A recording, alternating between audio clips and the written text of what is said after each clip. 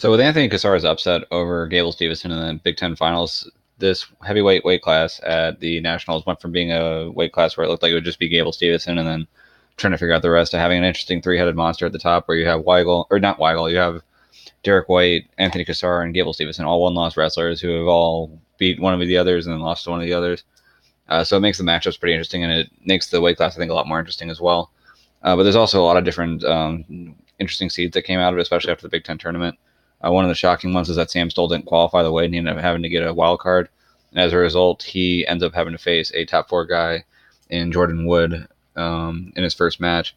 So tough draw for Wood, having to face a multiple-time All-American and Sam Stoll like that. But that's what happens. So that's what he's got to work with. Fortunately for him, Stoll isn't at his best right now, but he's still Sam Stoll.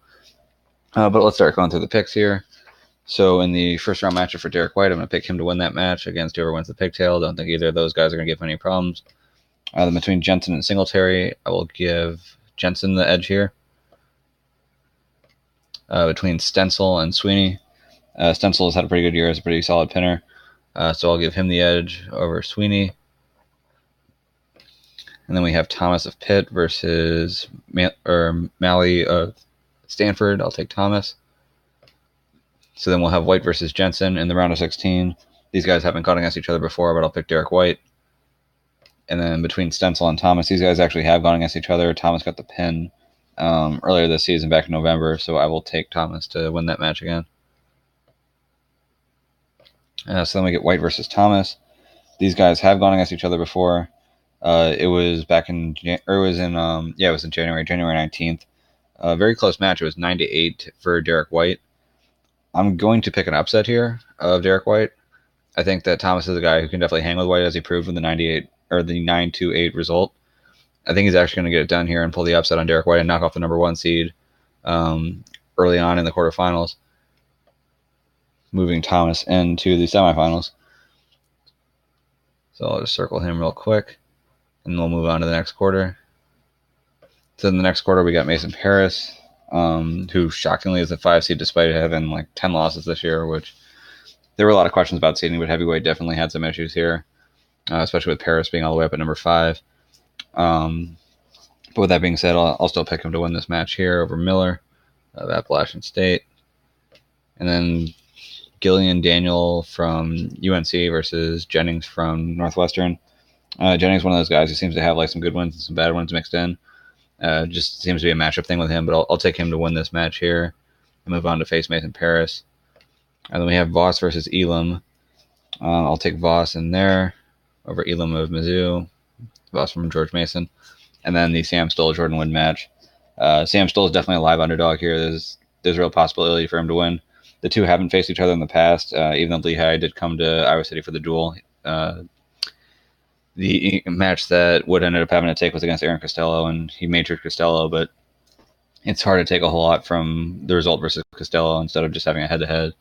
But I'll still take Jordan Wood, who's only 3 losses this year, to the top 3 seeds. So unfortunately, that forces Sam Stoll in the back draw, and hopefully for his case, he does better than he did in the Big Tens when he lost to Avon of Purdue right away. So then we would have Paris versus Jennings. When I was talking about matchups, here's a matchup that has been very good for Jennings. Jennings is actually 3-0 against Mason Paris, so they've all been pretty close. The scores have been 9-7, 7-5, and 6-4. But that being said, though, he's 3-0 against Paris. It's hard for me to pick Paris to finally get over the hump here at Nationals. It's definitely possible that he will, but I'm not going to make that pick. And then Voss versus Wood. These guys have gone against each other in 2018, and Wood got the win 8-4, so I'll pick Wood to get the win here as well. And that gives us a match between Jennings and Wood. No history between the two, but I will take Jordan Wood to move forward and hold on to a seed here. So that means in the top half semifinal, we will have Wood versus Thomas. These guys have not gone against each other in the past, but I will pick I'll pick Wood to get the win here. So I'll take Thomas out and put Jordan Wood on top in the top half of the bracket. So JW, very ugly W. All right, let's move to the bottom half of the bracket now, with Jordan Wood being in the finals on top. So we have Gable Stevenson up against McKiernan of SIU Edwardsville. I'll take Gable Stevenson in that match. We have Andrews versus Nevels. I will take AJ Neville's of Fresno State. Haynes versus Miller of Virginia Tech. I will take Miller to pull off the upset here over Haynes of Lockhaven. And then Amar Desi, who also got a very generous seed at number 6. I'll take I'll take him over Butterbrat, which is kind of a funny name for a heavyweight, but maybe it's not pronounced that way. But I'll pretend it's Butterbrat just because. What better name for a heavyweight than that? But then Gable Stevenson versus AJ Neville's. These guys have gone against each other before this season. Gable got the win 15-6, so he majored him. I figured he'll get a pretty easy win here as well. And then between Miller and Desi, there's no history between the two.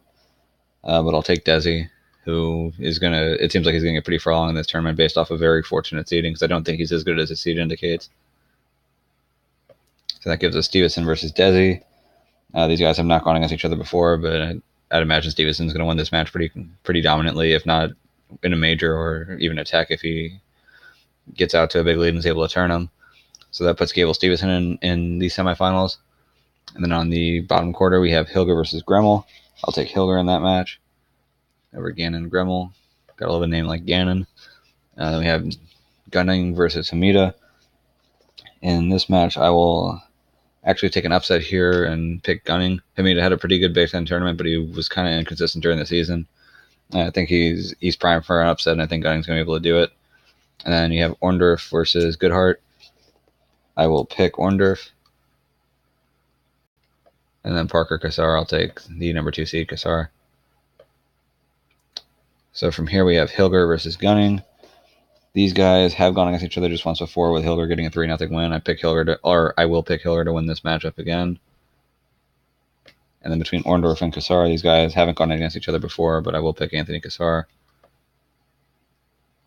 So that gives us a 2-7 Hilger versus Kassar. These guys have gone against each other, and Kassar got the win 11-5, so I will pick Kassar to win that. So that gives us a rematch of the Big Ten Finals and the semifinals here between Kassar and Stevenson. Kassar won that match by a score of 4-3. If you want to remember how the match went, it was 1-1 in the third period. Gable gets a takedown. Now it's 3-1. Kassar gets away, quick escape. Kassar gets a takedown. Now it's 4-3 with about 19 seconds left. Gable's not able to get away right away. Then they get a restart. Gable has like this weird, kind of like this flip/roll through. It looked like he was pretty much out and almost in a position where he could even get a reversal, but for whatever reason, it just wasn't there for him, and Kassar ends up holding on, rides him out for the rest of the period. So it was one escape each, one takedown each, but the timing of the takedown is why it was a 4-3 win for Anthony Kassar. But for that reason, with it being such a close match, I have a hard time. Actually, it was 2 escapes for Kassar, so it's 2 escapes and a takedown. That's why it was 4. So 1, 1, and 2. That's kind of what I was stuck in my head. I'm like, how could it be 4 if it was 1 escape and 1 takedown? But yes, 2 escapes to 1 escape and then 1 takedown each. But back on track.